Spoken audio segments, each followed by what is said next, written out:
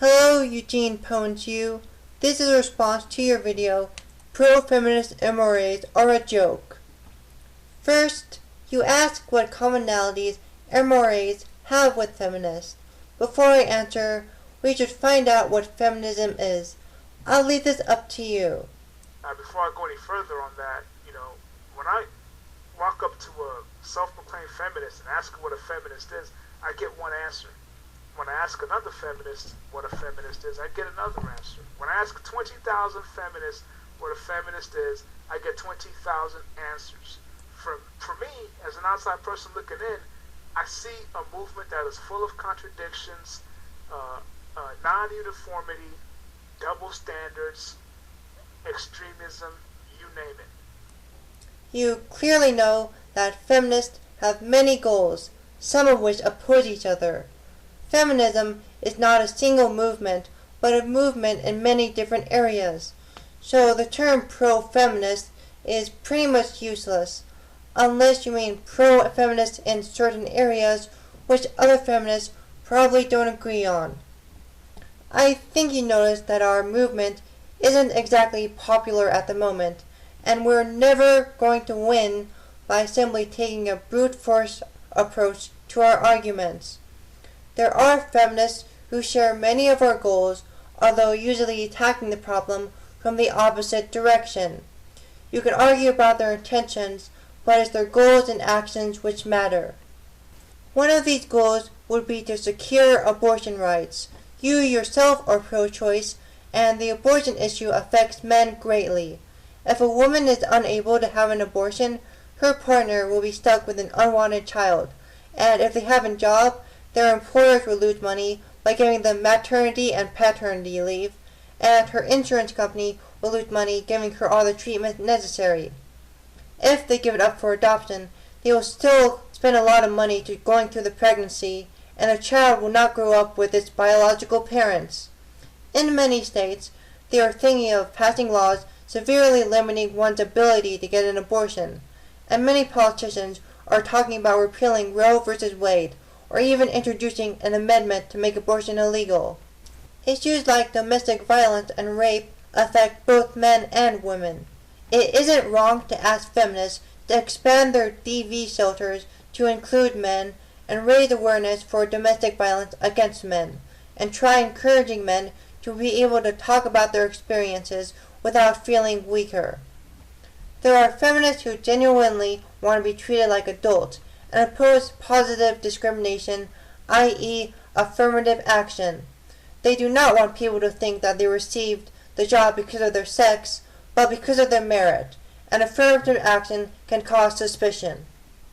Another goal would be to end the so-called sex cultures in which men and boys are pressured by their peers to have sex, especially in schools, creating a large number of sexually active men but a smaller number of sexually active women, making the women promiscuous by default.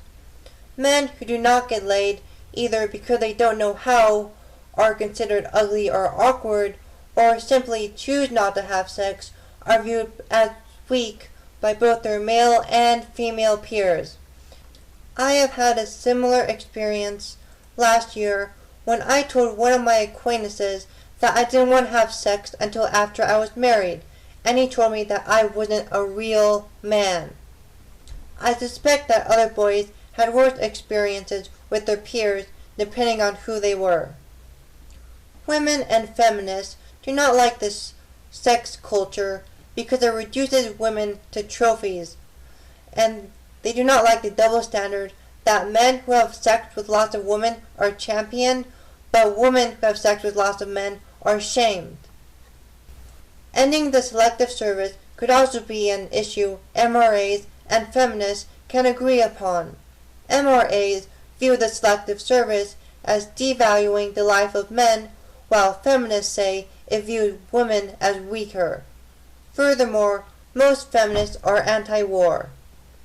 There are also many goals that are not gender-based that MRAs and feminists can support, such as the labor movement, environmentalism, sex workers' rights, secularism, etc., etc., although you wouldn't need to call yourself a pro-feminist since these objectives do not support feminism.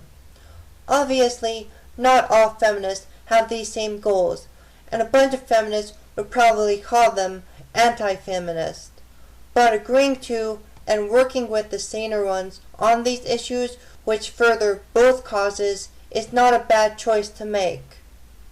You state that these MRAs want compromise.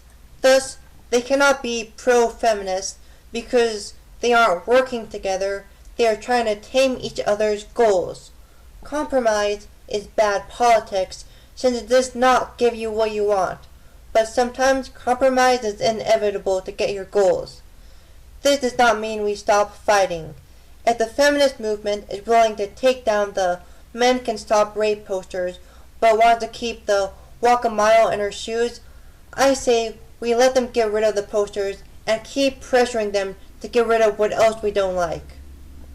If you're talking about compromise where feminists do something to help the men's right movement, while the men's right movement does something to help the feminist movement at the expense of men, I agree that such an agreement should not be considered.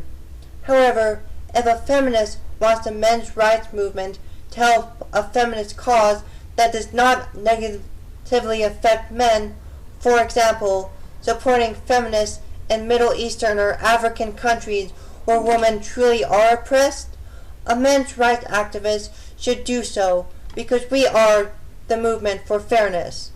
Many feminists downplay or ignore men's rights issues. Is it okay for the men's rights movement to ignore or downplay legitimate women's rights issues? Simply put, it's not. And when women are treated unfairly due to their sex, the men's rights movement should speak up against it. You state that there have been many women who have harmed men for their own self-interest, but these aren't the people we are looking for. We are looking for true defenders of justice who understand unfairness affects everyone, regardless of their gender. In your strategy video, you say that we should weed out the pussy beggars in the men's rights movement. If a feminist or a group of feminists decides to join the MRM for the sole purpose of harming men while exalting women, we should weed them out. But we shouldn't stop them from coming in our movement in the first place. We are going to need a lot of help if we're going anywhere, and I bet a lot of people who are able to push our agenda will be feminists. Thank you for watching.